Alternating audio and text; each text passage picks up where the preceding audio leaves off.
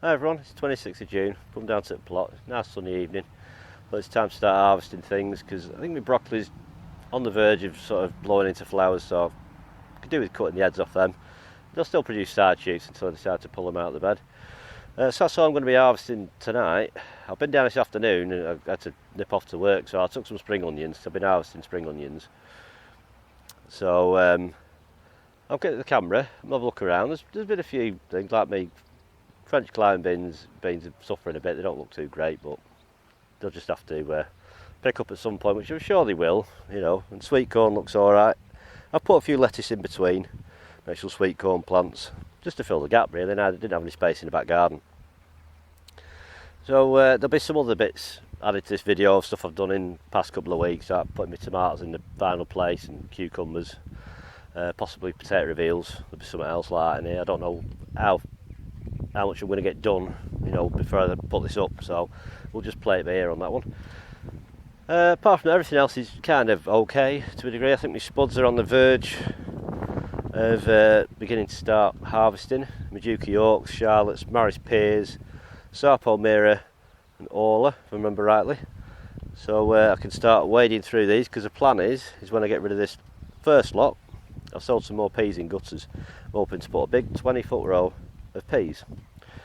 So as you know, when I try and plan things, it doesn't always work out that way, so we'll just see how that one turns out. But that's the plan anyway. So I've sold the peas, so hopefully it gives me about 3 or 4 weeks to get these lot out and eaten, because they will start getting eaten once they're ready. They're probably ready now, but I'm not going to dig it up for a few days. I sprayed it for blight this afternoon while I was here as well. No signs of blight yet, but it's got to be here. It's got to be around at any time now. It's always around now it happens. So I'll just I need to keep coming down, harvesting things as well, so I'll keep an eye on them, see how they go. I'll come get the camera, have a quick look around, then we'll get on with some harvesting. So you'll have to excuse if there's any jerky footage. For some reason this phone, when I've got it this way around, it can be a bit jerky, so I'll go steady as I can. We'll go in the fruit cage, see how the old blueberries are going.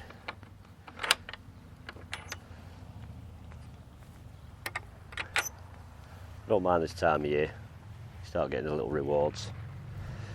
Well, by the looks of things, as get around the back side here, you can see I'm starting to get some colour. So these ones, the best thing to do with them, you know, 'cause you tend to look for when they're sort of, you know, gone dark at the back of them. You simply get them and just shove them in your gob. That's the best thing to do with them ones. Yep, nothing wrong with them. So that's the blueberries. So as they are every year, they've done all right. They need a bit of training and shaping. You know, there's branches like this here, fruit lane. It's kind of a bit heavy. You know, I've had to kind of puppeteer some of the strings. I need to give them a good hack back and try not to go for as much fruit next year. It's like here, you get shriveled up, and it's just not worth keeping them on. Then just pull them off, because I'll just sap the life out of everything else, so it's not worth it. And the bugs will be here soon as well, little maggot things like always. But I'm willing to share, because I don't really get much choice in it. I'll look through here, raspberries. Well, they're alive. That's always a big plus. I'll just shut this fruit cage, because if I do forget, then I will be a bit miffed. And I've got a butterfly trapped in there. I don't mind him trapped in there, unless he's not in my cabbages and whatnot. So raspberries, yep, they're all alive. Looks like there's a few. I'll get a few this year. Will they survive the winter here? We'll see. These strawberries sending runners out, so I need to get my the missus down here to give us a lift for these. And a few strawberries, oh, you can see, starting. Sunflowers, still alive. Did another support. I'll leave them for a bit now. They seem to be holding all right. It's just to get them a bit more sturdier. You know, they're averaging probably getting on for 5 foot high, these now. Right, we'll go and have a look at the rest of the plot. Because these strawberries here, these are getting some ripish ones on them too. I don't think I'll be taking enough to take home or anything. I'll just pick them as and when I'm here. Spare courgette plants I've put in here. These are the yellow courgettes. It's funny how the wind's picked up when I've come here this evening, but it's a bit cooler anyway.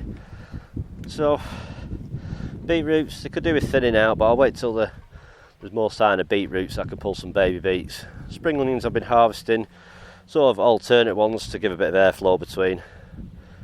So they're like 2 foot high, so they're massive spring onions, but they're going down alright. And I believe rust has arrived. See if I can find little telltale signs of it. I don't know whether you can see there. Because next door's plot, he's got some overwintered garlic that's absolutely smothered in rust. So the spores have obviously blown over. But it happens, and it'll appear on my spring onions, and that's just a process that goes through every year. So it's just a time thing now. Over the next few weeks, I imagine these will get more orange as the days go by. Well, I'll get a harvest of garlic. I said the beans are looking a bit poor. It's not a chocolate spot or anything. It's just where they were spent too long in small pots, and they're still in the sort of sulking period at the moment. But once they've got a couple of wraps around like here, they'll be off. They just keep whirling round in the wind trying to find and grab stuff. The courgette plants are looking a bit sorry for themselves because they're still tapping some new roots in. Peas full of flowers, pods are on them now. So it's just a case of could do with a regular little bit of rain to keep them moist and help them swell. So I should imagine another week or so start hacking them through. So I'll have plenty of peas this year, hopefully, because I don't mind peas. None of them go to waste. Onions, there's a few that are looking a bit dodgy, a bit like mildew. The Santero is supposed to be pretty mildew resistant. I've had a couple of them, going a bit manky. So I don't know whether it's some sort of miner that's going in. There isn't any signs of like leaf mine or anything like that. But overall, they're alright at the moment. Because I usually do okay with onions, but there's always the off chance, like whatever it was 7 years ago, it was a complete fail. So these are Santero and some, I think, red spark are called at the end. Sweet corn, the Swift, the F1s, they're fine. These are like a green oak leaf lettuce. So I'll just fill the gaps, because if I don't, nature will put a big dirty thistle there or something. Cauliflower, still looking glum, not great. Well, it's upright, it's a bit holy. I need to get in there and weed, have a clear out, probably put some slug pellets down. That's a job for another day. Otherwise I'll be harvesting curds, if I get any, with dirty slug holes in it. I don't want that. Unless if there's caterpillars got in, which I hope not. Spuds, like I say, just a massive foliage. So I came down the other week to look and I thought broccoli was close, and come down again, and yeah, you can't really see it at the moment, but trying there, great big head there. It's probably 7-8 inches. I'll probably have a look. There's probably some smaller ones that aren't quite ready yet, but I'll see. I might just strip the lot. I don't know how many I've got in here. I can't remember. I can't remember if it's 15 or 16 or what. I'll soon find out and start pulling them out.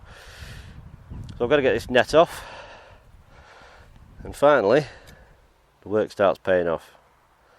So I'll lop the heads off, and then I'll have 4 or 5 weeks of side shoots, which then should lead to these golden acre Primo 2 cabbages. They should have all been, hearted up. I mean, I could probably take one of these, to be honest. Yeah, I might take one of these tonight. I don't mind these. Just wish I had some carrots ready. I'm making some coleslaw as well. But never mind. Right, so we'll crack on. I hope the camera keeps working, and we shall have a look at these broccoli when I get this net off. Now I'm going to take this net off, because people have been, they've commented, how do I take them off, and how do I get into weed? Well, it's quite simple, really. Undo the pegs and lift it off. Some people might think it's a faff, but I think it's little effort for what it stops getting in there. So I'm quite happy to do this and pull the net off. Just I've got to be careful now. There's a risk when you take the net off, any sneaky butterflies get in and lay their eggs, then that's just one of the things that does happen. Let's start unpegging it.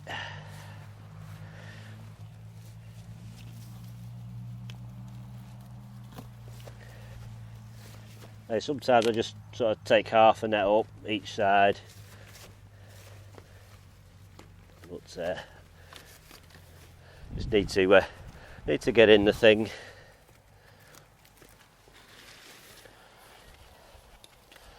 That's one half up there. Just need to get the other half up, and hopefully it don't blow around everywhere. Pull a few weeds out of the way. I'm just hoping I bought something to cut these heads off with. I've probably got some secateurs. Tend to not be big enough to go around them and gnaw at them.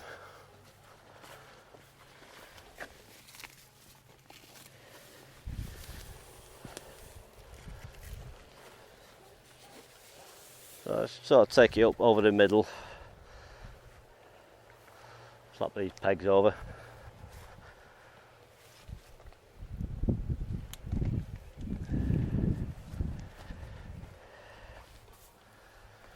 And if the end pops up like it has here, I peg it back down after, but for now, just wrap it around, it just keeps it in the middle. That's all. So I can access the bed quite easy. You know, they're pretty much right on the borderline of blowing these. So I think another 2 days I'd have come and I'd have started seeing little yellow flowers. Then I would have been miffed. Right, so I've got something for cutting. I have.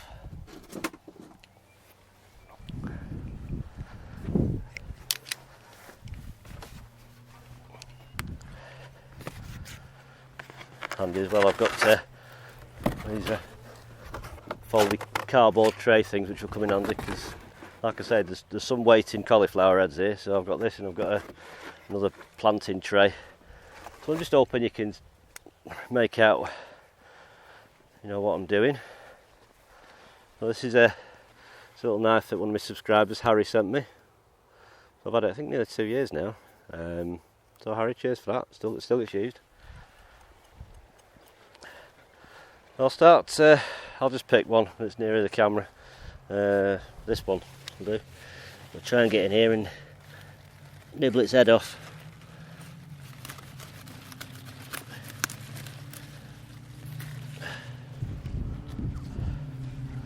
So, there's a bit of a shadow right in the middle there, but as you can see, it's a decent collie.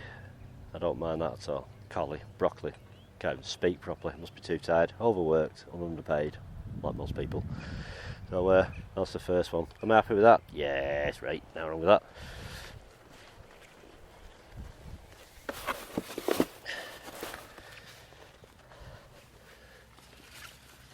I think these small ones are going to come up as well, because they're quite open. So I don't think they're going to swell much, they'll probably go a little bit more floral. I don't know if you can see these as I'm doing it, but there's another one, not quite as big as the other one. You know, I'll keep some fresh, like I always do. Cut them up, blanch them for 1.5 minutes, 2 minutes in a bit of salt water. And then drain them and freeze them. The only thing I didn't do, bit of a big mistake really, is I've not sown any more broccoli.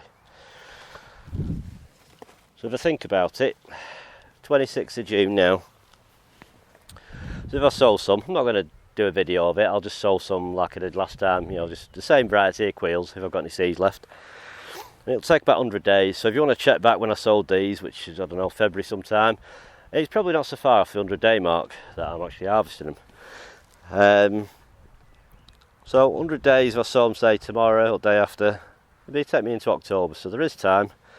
So that's what that's another thing I'm going to try and plan to do. And a couple of little side shoots here as well, I'll take them. No point leaving one to go into flowers. And if I do get to a certain point where I can't really get down and they're blowing too much, I'll get them out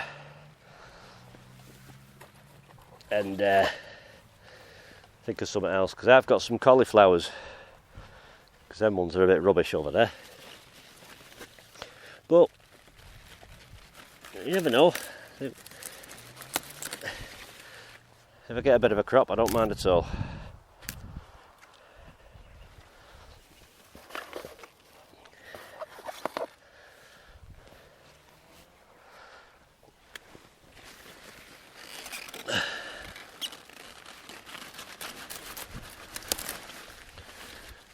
That's a fair old size head, that one.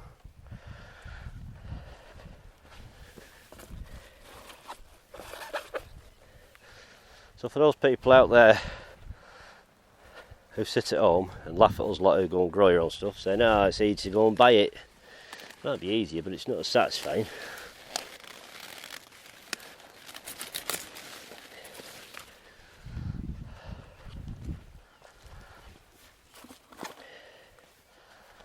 There's been a few new plot holders come down, which is nice to see the plots are finally getting taken again. Whether they stay or not, I don't know, because some of them are really new to it, and they have a little chat with you and you try and just tell them, you know, don't think for a minute it's a walk in the park, like, you know, you have to be down here as often as you can manage. Get your prep work done, and just keep on top of things. Otherwise, nature will cover it with a load of weeds for you instead.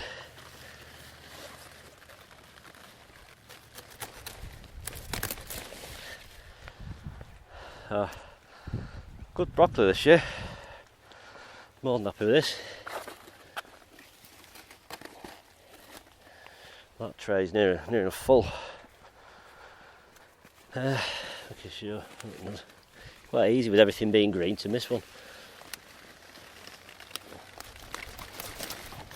I'll probably come, you know, in a week and pick some side shoots, and also dig some spuds up.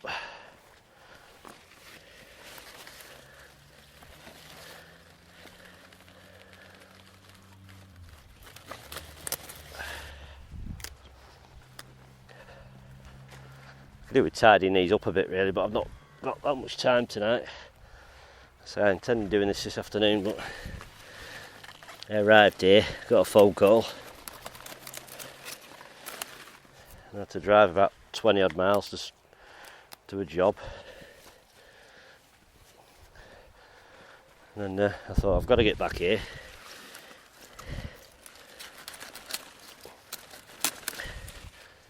And get on with it. So, I'll show you them in a minute, because I'll take them over back bench. As I say, there's a few little side shoots.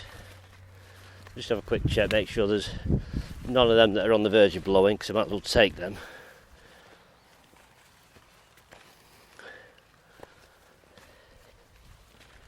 So it definitely did the trick. Well, a few weeks ago when I said it had like loads of suckers on them, and I snapped them off and it's pumped all the energy into the head.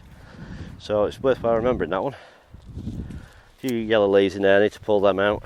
I'll grab one of these cabbages while I'm here as well. Try and do the old trick of cutting across in the head. I might try it, see how it goes again. Feel one that's a bit firmish. Oh, I don't know. They're firm but not rocky hard. Go for this big in it, middle at end. Right. Probably turn the camera around for this, so excuse the wobbly footage. I might edit it out. I'll try and get you out of the potatoes. Oh, I need a camera person, I really do. It's hard work this. Right. Can't even see my screen. It's down there somewhere, in the middle there, I think somewhere. Right. This is the Primo 2. I've done it a few times, this. I've not done it for the last few years. Oh, they're plenty enough, but in case of just finding where the sort of the head is, just underneath it, and sort of gnaw it out.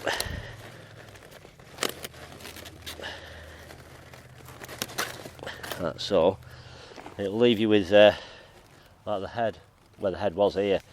I just simply cut across in it. I don't know why I cut across in it, I just always have done. And the idea is that'll produce smaller heads. But I'll leave this foliage on for the moment because it will help it. Should do, and it should sprout them outsides here. Because obviously the head is how it wants to get the seeds out. So I've just taken its head off. And it should sort of like say, oh heck, I've lost my future babies, so now I need to produce something quick. And it should. Sort of shocking, thinking, right, I need to produce more, another head or another sort of form of seed. And ideally, you get a couple more smaller cabbages later in the year. So I think you can do it with most cabbages, to be honest, but like I said, the only main cabbage I've grown for years is this Golden Acre, or Primo 2, whatever it's called. Summer cabbage, slugs love it. And apparently, so do earwigs, because there's one in there.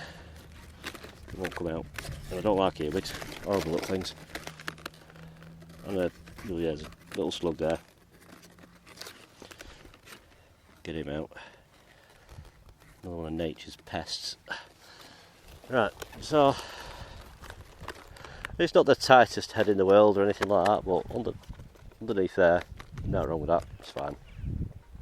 So I've left that one there with crossing head. And see what it does in the next few weeks. It should just start sprouting some. Like I say, I might end up clearing this bed in a few weeks if you start getting some like, sort of mildewy stuff or aphids. And I've got some cauliflower I might put in. But it's like I say, this year there is no real plan. I'm kind of making it up as I go along. But I do need to plan for next year because this year's been really hard work to keep up.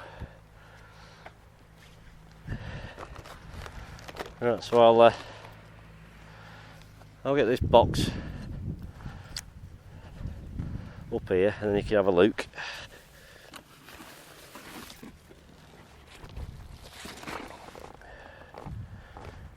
Put it over here on my asparagus. See that?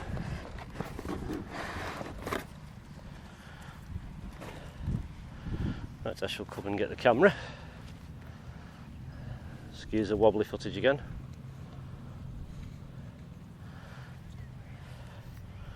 Now I don't know how this is going to go. It's quite hard to do all this on your own. Waving a 6-foot stand about.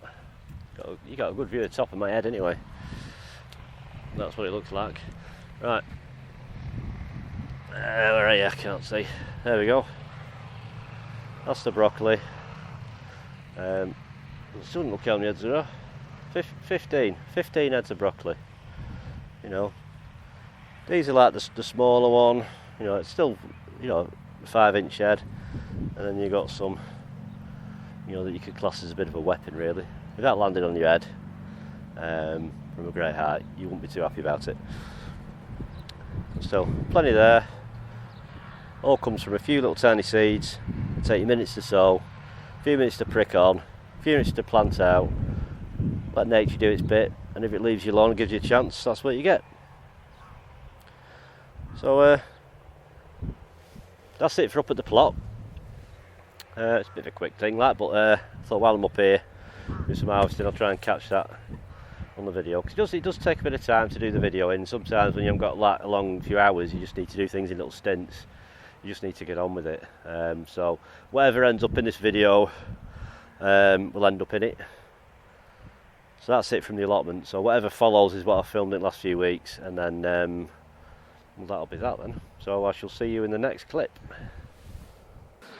Okay, I'm going to put these tomatoes in the final place now. I think there's enough roots poking through to keep hold of the compost from when I did the twin pot method, which is basically 2 3-litre pots.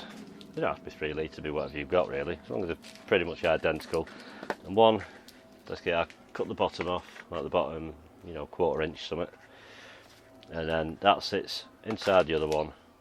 So when I pull them out, the inner one doesn't have a bottom on it, which I'll show you now. So I've got a piece of plastic down here, which is just on top of my raised bed. And all I've done is basically just pushed it down 1/2 inch, so just to allow it to sit in. So I'll say I got 2 pots. Pretty much pull the inner one out carefully. Obviously, you might try and fall through in that. I don't know if you can see that there. This is compost with the roots. That's the pot. That's the end of the pot. It's just as simple as lower it down and just put a bit of pressure on the top bit, on the compost at the top. Just turn it, push the other pot down, and just press it down. And then I've got strings attached to the top of the polytunnel. I've got these canes on. So all I'm going to do here is I've still have the original sort of plant support cane on. You take the clip off. It might go a bit choppily and whatnot, but it doesn't matter. You can rectify it as long as it doesn't snap. Just push it out of the way a little bit. I'm going to push that cane right the way through now. So it's going to go down to the raised bed. And all that is to give me some adjustment on this string, should I need it. Just let that lie against one of the other plants at the moment. And then simply just tie a knot pretty tight around that. And if you want any slack, you can slide it up. If you want it tight, you can slide it down. Because as it grows, as you're wrapping it around the plant, it will need a little bit more. So I'll edge the camera up a bit so you can see how I'm going to wrap it. So it might get a bit jerky. I don't know how you can see because I can't see my screen. It's that sunny today. So I didn't actually plan to do this for a couple of days. I think it's the 19th of June. It's a little bit later than I'd usually do this, but a little bit trickier because they're a bit bigger than normal. And simply edge it up right, give yourself a little bit of slack. Simply just choose and decide where you want to start wrapping it around. Simply get your string,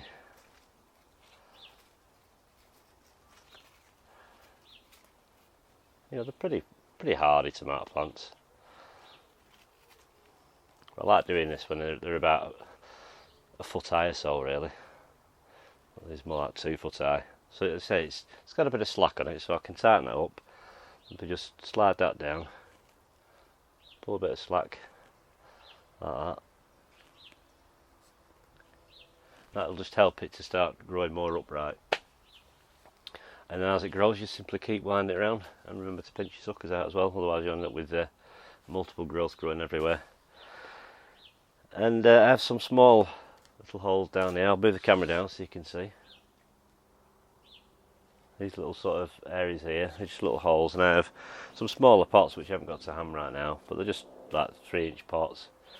I bore a hole out, so I take some compost out there, push the pot in. It's just a way of watering, so I can feed through the top of the pot here and then water through the bottom. Or both, it doesn't matter. You don't have to have these, you don't have to have the plastic, it just helps contain a bit of moisture. Black should be okay. If anything, you use something slightly cooler colour, but I don't think it matters too much because there's not much foliage in here. There'll be plenty of shade eventually.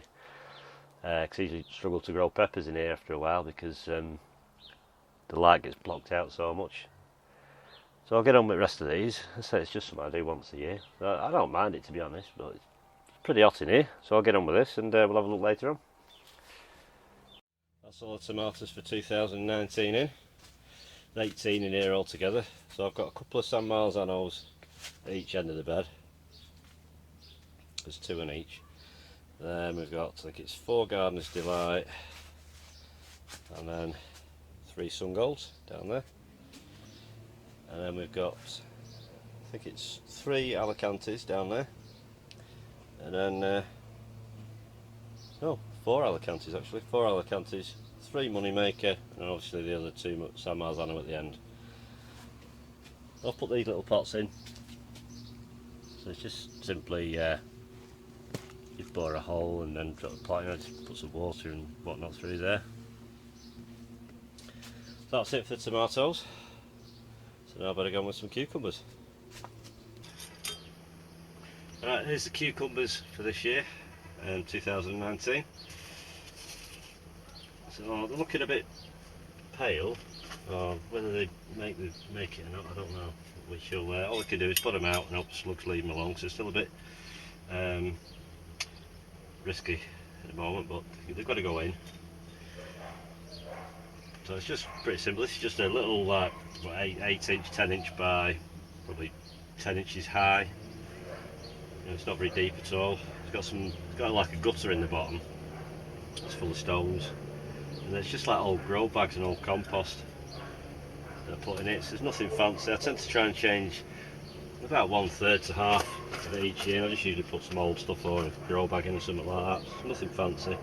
It's been covered up for well, a good few weeks anyway, just to help it all settle and any excess water, because cucumbers are prone for rotting off or getting a bit wet, which can easily be done. And then the roof leaks a bit, so I'm just hoping the droplets don't keep hitting the neck. Once it's got established, it's not too bad. It's just in this early stage of transplanting. So the idea is to try and put it on a little bit of a hill, to be honest. I'm slightly proud. Make a there's still some of the old cucumber roots down here from last year. I've had them really not like being transplanted before now. There's no roots poking through the bottom of these pots yet, so they could have spent a little bit longer, but there's there's some roots showing on it. I don't know what you can see. I can't even see what's on my screen, it's that bright, which is nice. So it's simply just nestle it into the hole like so. And I'm going to try and leave that slightly proud and just push the outer sides down. Kind of make a bit of a well, like a water catchment area around it. I just want this to avoid getting wet around here, this neck part. I've got cable ties just through the edge of this bed. I was going to put 5, but I'm just going to put 4 in again. And these just basically get string tied to them, which goes straight up to the actual top of here, which is like 6 foot high. And I'll just do the same, I just wrap them and support them in whichever way I can, really. I'll do the same with this one. So it's nice and soft and fluffy, this bed. Yeah, it'd probably do alright with a bit of perlite mixed in, as long as it's not compacted. Because compost is a bit different than soils. It's it stays quite springy. Worm there I've accidentally chopped up. Never mind.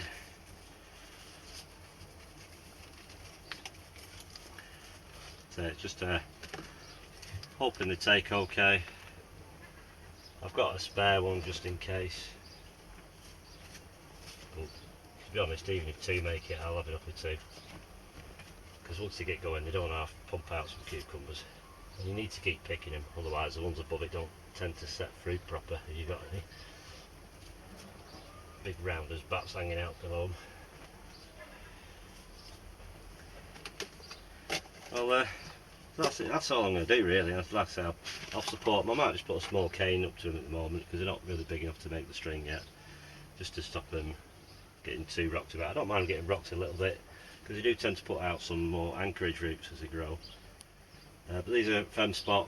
They're an F1 variety, so you don't have to mess about picking male flowers off, unless if they get stressed they can produce them, but I've never had it yet. So I shall get on with these. Right, it's finally time to empty these spuds out. They're a bit overdue, probably about 110, 115 days. I've just not had a chance. They've been a bit neglected these last sort of 5-6 weeks. They've been sort of rammed in a polytunnel in the corner. I just pulled them out the other day. Well, last week actually. I was going to do them last week, and they just got dumped down the bottom of the garden. So I thought well, there's a bit of daylight and it's been a nice day. Thought I'll get it over and done with. Variety Swift. There were some leftover spuds that I had from last year. Right, tiny little seed potatoes they were. I'm not expecting much, but you never know. Let's just get rid of the tops first.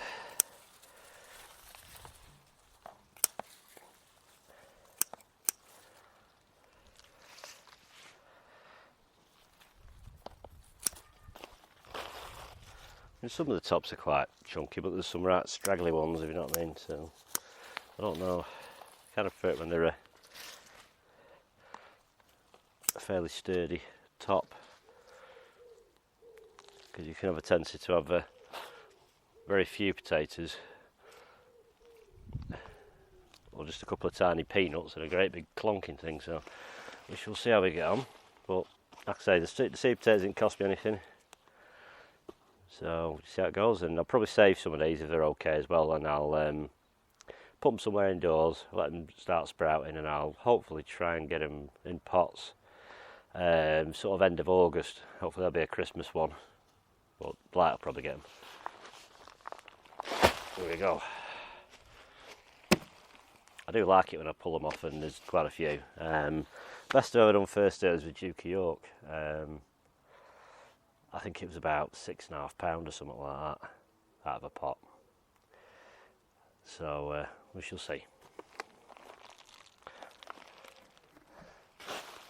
There's nothing here. They are quite wet at the bottom actually. I'll do this thing and try and break it open. I've got a manky seed potato there.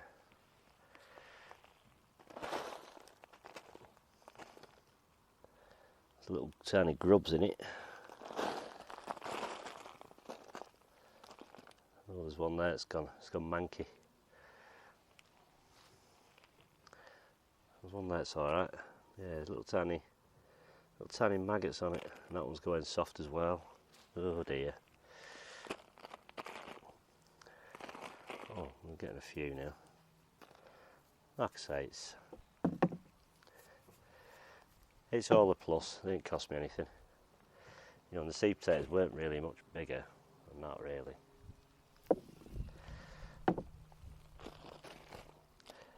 I mean, they're starting to go soft, and it's not blight or anything. It's just like they've got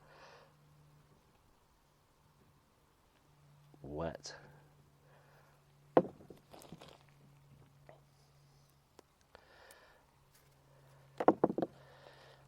But we're getting a few.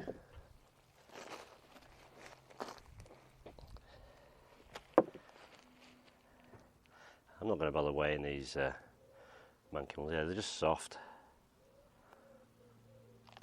They don't smell rotten. I think it's just the tubs got too hot, to be honest.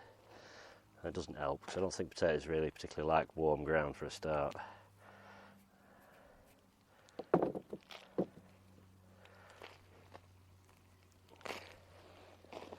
don't think it's any sort of disease or anything, but it's just the thing with the maggots in here.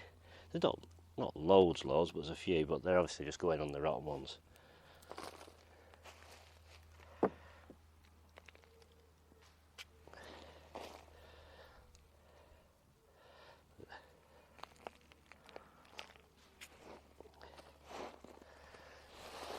I'm not going to weigh them pot by pot. I'm just going to weigh the whole lot, all 3 pots. It's not really worth weighing them ones as they are. Right, spread that out.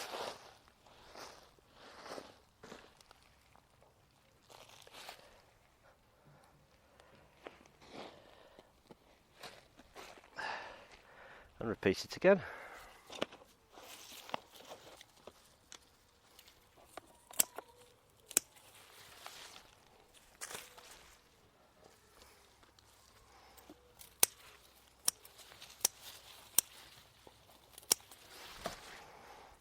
I'm hoping to dig some potatoes up at the allotment next week. So I'm hoping there's better results there. There's hardly any stalks in this one, so there's been a couple of failed seed potatoes. But soon see what happens. So I mean, there's nothing there. I like it when you start seeing them around the side.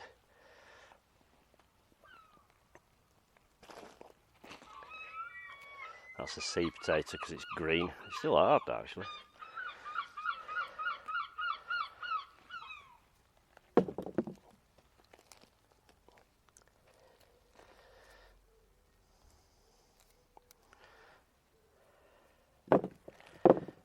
Well, this is a bit better. Some of them are a bit big for what I'd call a salad potato. Nevertheless, I've got teeth in my head, so I'll use them. Another seed potatoes for me now. Swollen up a bit, but quite tough.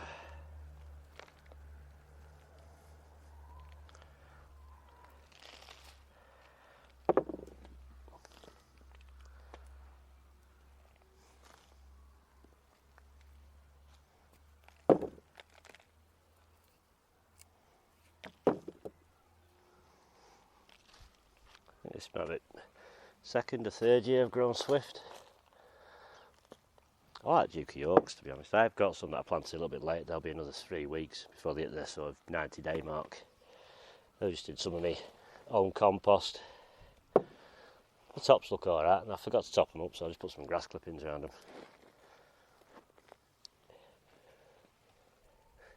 Like I say, I've not grown these with care. So this year's been a bit hit and miss this year. I think it's just because the year started off a bit bad with the plot being a mess and all the damage.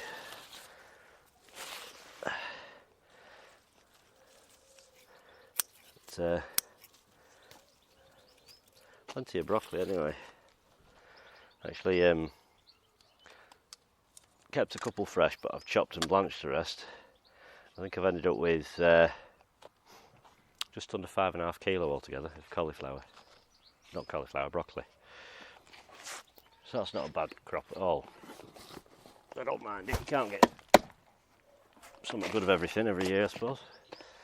Seed potato there at the bottom. Holes in it.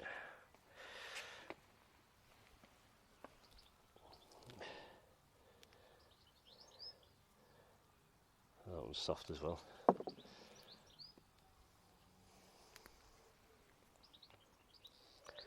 Yeah, I kind of think it might be just they've got hot.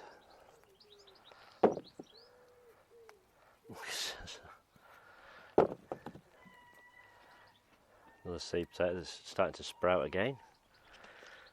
I could probably, well, that's soft in the middle and all.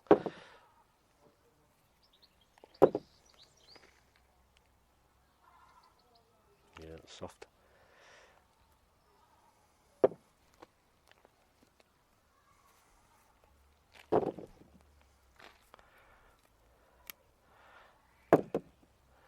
Definitely going to be no record breakers here. But they'll see me through till I start digging ones up at the plot. So I'm doing Charlottes again this year at the plot. So I've had a few good stints with Charlottes over the years.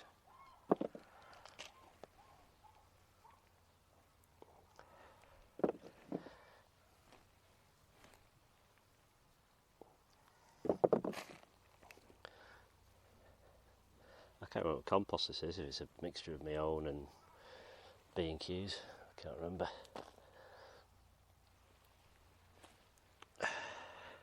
So I usually like to try and feed them a bit near the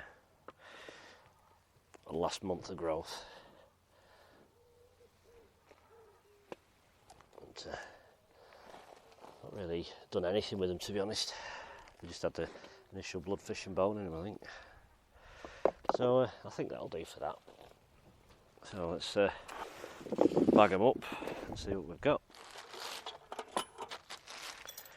Trusty big old fishing scales, because I can't find my other ones.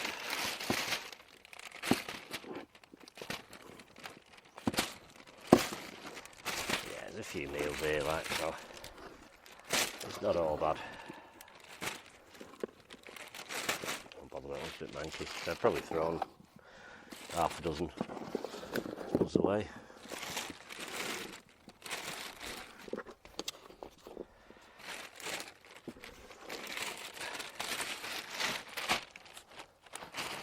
Nothing there at all.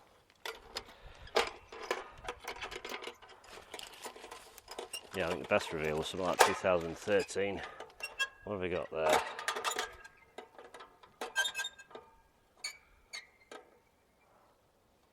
Just shy of £6, more or less £6. Just shy of £6.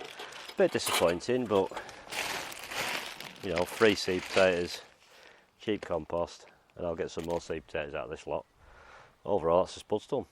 So that rounds up this video. It'll be bits and bobs of what I've done over the last couple of weeks. Next one will be back at the plot doing some more harvesting and have a quick walk around the garden and that. But yeah, if this weather keeps up, it should be alright. Just do a little bit of rain now and then to keep everything watered. So thanks for watching, take care, and I'll see you next time. Bye.